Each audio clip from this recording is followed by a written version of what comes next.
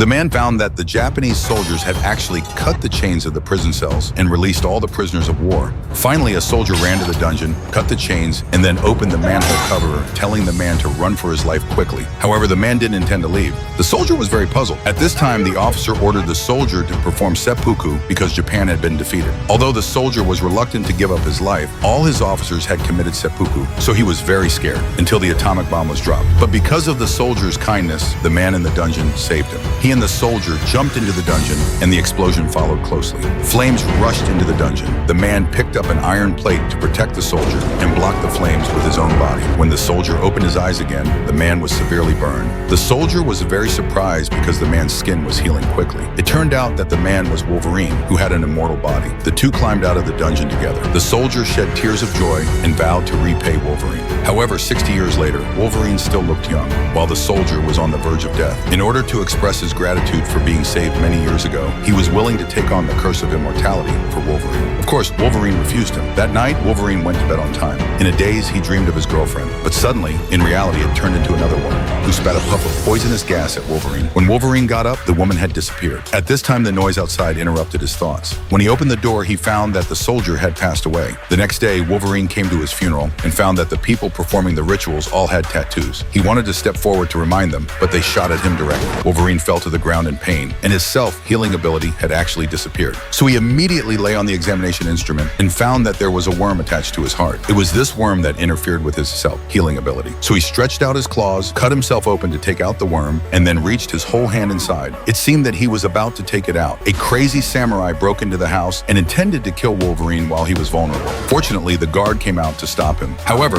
after several rounds of fighting, the guard was no match for the samurai, and Wolverine finally took out the worm. After the samurai knocked down the guard and was about to stab her to death, Wolverine stopped him. With his self-healing ability back, Wolverine healed all his wounds and knocked the samurai down with his claws.